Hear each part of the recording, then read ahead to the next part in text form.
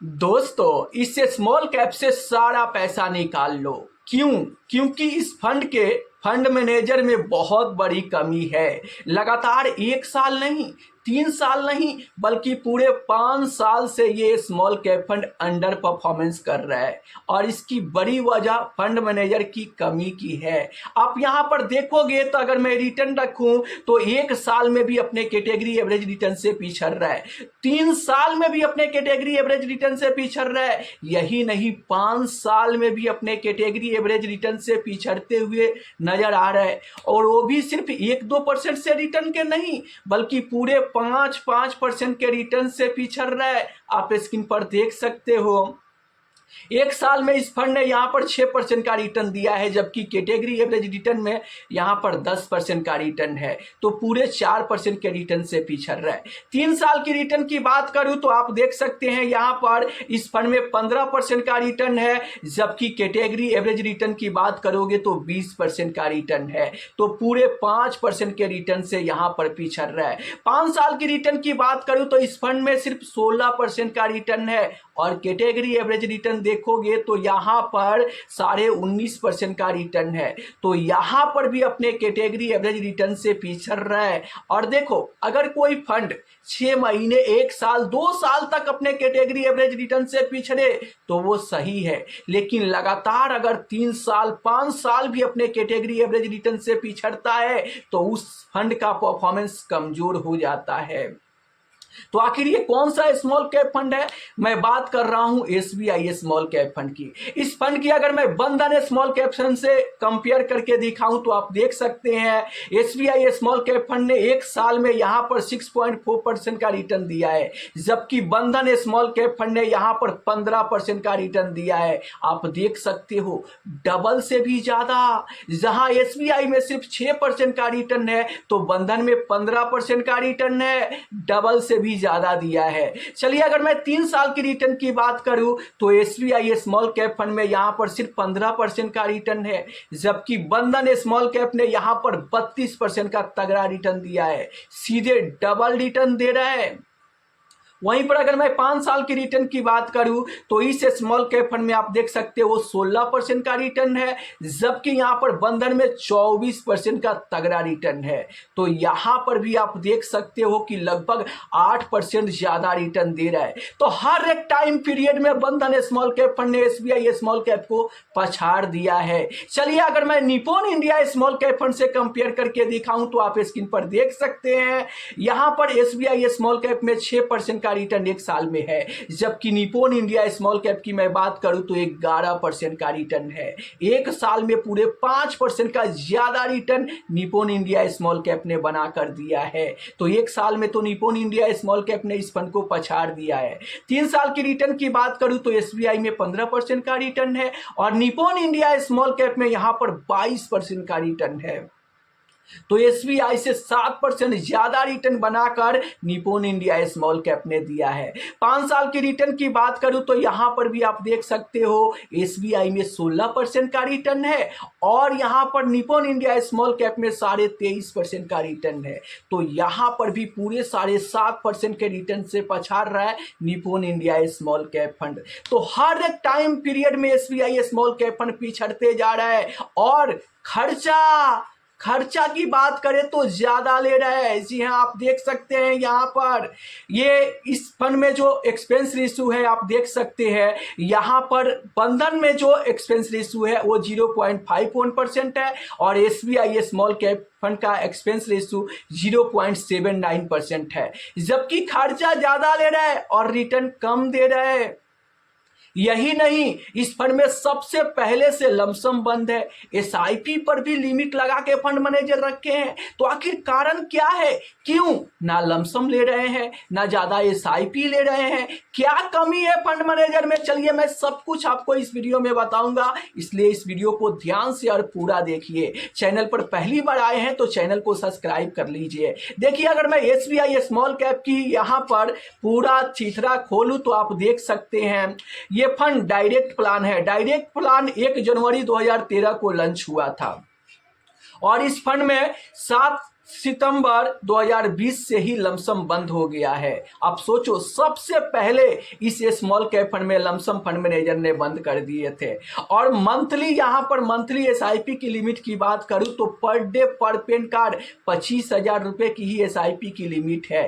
तो एसआईपी भी सबसे कम ले रहे हैं, लमसम भी बंद करके रखे हैं, रिटर्न भी बेहतर नहीं दे रहे हैं और एक्सपेंस रेशो यहाँ पर तगड़ा ले रहे हैं। मतलब फंड मैनेजर बैठ के खर्चा तो तगड़ा ले रहे हैं लेकिन रिटर्न बेहतर बनाकर नहीं दे रहे हैं। देखो मेरे दोस्त, कोई फंड अगर 1 साल 2 साल तक अंडर परफॉर्मेंस करे तो वो चलेगा, लेकिन अगर लगातार 3 साल 5 साल तक अंडर परफॉर्मेंस करे तो कहीं ना कहीं उस फंड के फंड मैनेजर सही तरीके से मैनेज नहीं कर रहे हैं। क्यों? क्योंकि देखो, ये एक्टिव फंड है और एक्टिव तौर पर यहाँ पर फंड मैनेजर रखा गया है। तो आखिर फंड मैनेजर कर क्या रहे हैं कि उनका फंड लगातार 5 साल से पिछड़ रहा है? यहाँ पर फंड मैनेजर को एक्शन लेना चाहिए ना, काम सही तरीके से करना चाहिए ना। अगर फंड मैनेजर सही तरीके से काम करते तो ये फंड लगातार 5 साल से अंडर परफॉर्मेंस नहीं करता। देखो, हालत खराब तो क्वांट स्मॉल कैप का भी हुआ था।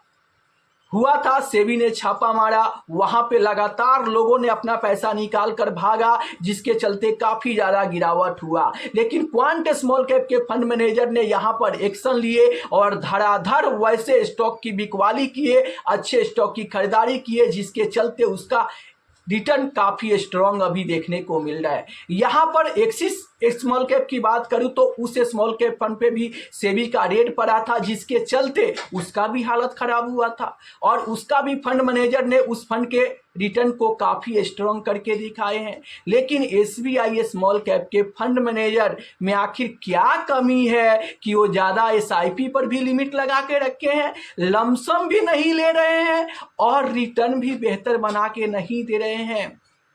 और आप सोचो कि लोग स्मॉल कैप में किस लिए इन्वेस्ट करते हैं? ताकि हमें ज़्यादा रिटर्न मिले।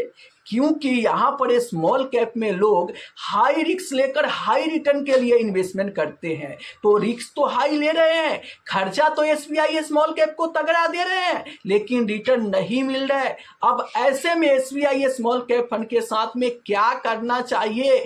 आप लोग ही नीचे कमेंट में बताओ कि क्या इस स्मॉल कैप फंड का फंड मैनेजर सही तरीके से काम कर रहे हैं? अगर कर रहे होते तो मेरा मानना है कि 1 साल 2 साल में कोई भी फंड अपने कैटेगरी एवरेज रिटर्न से पिछड़ सकता है, अंडर परफॉर्मेंस कर सकता है। लेकिन अगर पूरे 5 साल तक अंडर परफॉर्मेंस करे तो आखिर फंड मैनेजर वहां पर बैठकर क्या कर रहे हैं? उनको एक्शन लेना चाहिए, उनको वैसे स्टॉक को यहां पर बेच देना चाहिए जहां पे रिटर्न नहीं बन रहा है। क्योंकि एक्टिव तरीके से फंड मैनेजर को रखा गया है लेकिन वो एक्टिव तरीके से काम नहीं कर रहे हैं।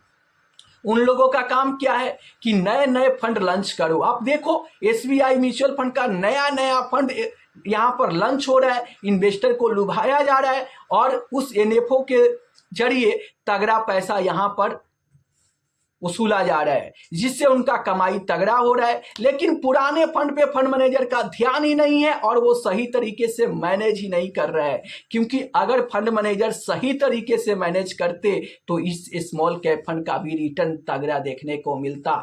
यहाँ पर तो एसबीआई का नाम सुनकर और नए इन्वेस्टर विश्वास करके बिलीव करके पैसा डाल देते हैं, वरना स्मार्ट इन्वेस्टर और जो लोग यहाँ पर रिसर्च करने वाले हैं वो लोग तो अब एसबीआई स्मॉल कैप में पैसा डाल ही नहीं रहे हैं।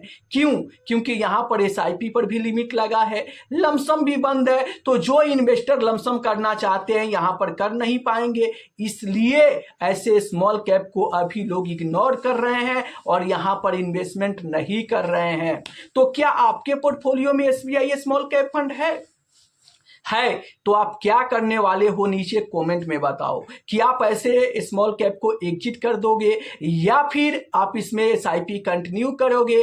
क्या करने वाले हो आप नीचे कमेंट में बताओ। देखो, मेरा मानना है कि फंड मैनेजर को यहाँ पर लोगों के पैसे के साथ खिलवाड़ नहीं करना चाहिए।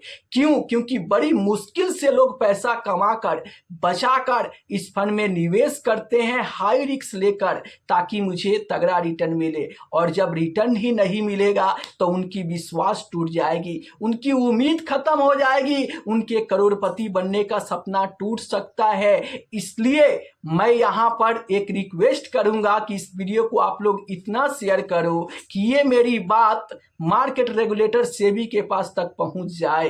देखो, अगर कोई फंड मैनेजर अपने फंड को सही तरीके से मैनेज नहीं करता है तो उनका भी सैलरी काट देनी चाहिए, क्योंकि जब उनकी सैलरी कटेगी ना तो उनको भी चिढ़ेगा और उनको भी लगेगा कि मुझे कैसा लग रहा है, और वो अपने फंड को सही तरीके से मैनेज करेंगे, बेहतर रिटर्न बना कर देंगे, जिससे उनको ही फायदा होगा, लोग भर भर के पैसा डालेंगे।